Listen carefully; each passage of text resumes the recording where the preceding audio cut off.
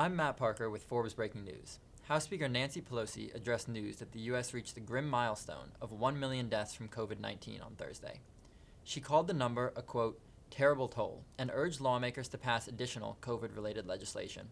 Here's more from the Speaker's press briefing. Morning.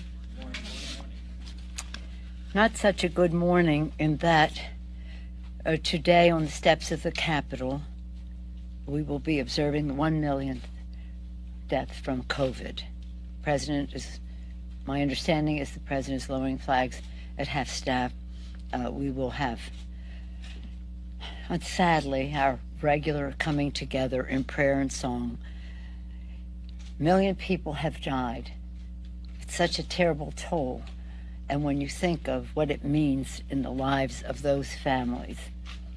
So we send, of course, our condolences to the families, the children, the siblings, the friends, the colleagues, the spouses of those lost. The heartbreak continues. All the more reason why we must pass the COVID legislation so we can purchase vaccines, provide testing and treatments to prevent the outbreak from various other variants that may come along, and deaths. Today, as a source of pride to us, well, Tuesday was a source of pride to us because that is when we passed the $40 billion legislation for our assistance in military, humanitarian, and economic assistance to the people of Ukraine. As you know, I was there recently with a very distinguished delegation. The meeting started by the President thanking our President and the American people for the support to Ukraine as they fight for democracy in their country, and it is a fight for democracy globally. Excuse me. The President was most appreciative, but also had some other requests in terms of weapons, in terms of humanitarian and economic assistance.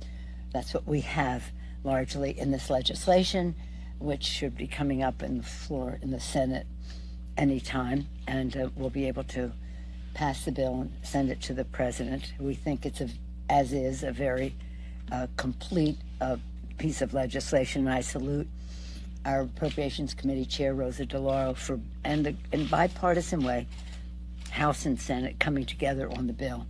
We're very pleased that we had about an 80% bipartisan bill on the House floor for this, so it is bringing us together.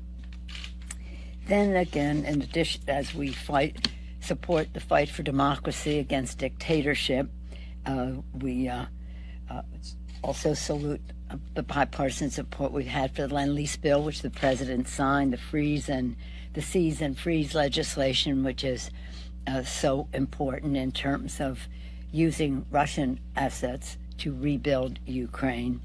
And again, we just had on Tuesday also a meeting of the Munich Security Conference, one part of it here in the Capitol, where we saw the unity of the European countries around this issue, and it really goes beyond European countries.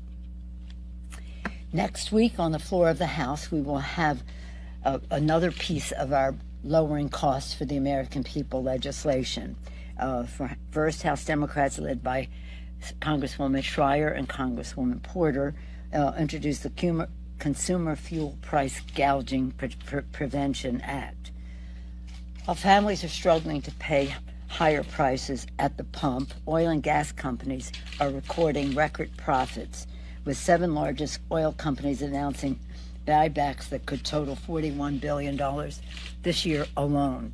Again and again, we see gas prices rise, sometimes when the cost of oil drops, oil prices drop, and price gouging needs to be stopped. This is a major exploitation of the consumer, because this is a product the consumer must have.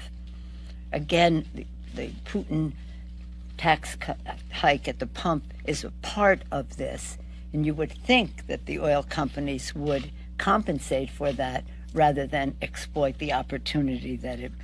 So, and this bill, what this bill does, price gouging needs to be addressed, including new tools at the FTC to address those abuses. Our bill enables the president to issue an energy emergency declaration, making it unlawful to increase gas and home energy prices in an exploitive and excessive way, which is part of the business plan of these companies. Right now, as we gather here, the Competes Act is having, the conference committee is having its first meeting. I think it's on station 83, channel 83 for anyone who has channel 83 in their world. And we are focused on sending this cost-cutting legislation, Make It in America, to the president as soon as we can. Competes is cost-lowering anti-inflation bill. We are so dependent on foreign products, factors of production to do our own manufacturing, that it increased cost. So this has $52 billion in the Competes Act for chips. We've had this conversation before. 1,000 chips in a car, 2,000 in an electric car. In order to continue manufacturing cars, we need to have more chips. We need to be self-sufficient, independent, make it in America with the chips. $45 billion supply, and that's semiconductors as well. $45 billion to address supply chain issues. The less product, the higher the less supply, the higher the cost. So we want to increase supply in the supply chain to lower costs for the American people. And again, it bolsters research and education and strengthening apprenticeship programs and the rest. Again, strengthening America's U.S. global economic leadership. 134 industry groups, some of which have never been on the same side of us in many of these bills. Our office will tweet you their contact, but there's pages and pages and pages of organizations that support the bill. By and large, it is bipartisan. We do have some differences, which we will reconcile in the conference committee. So we're very excited about that.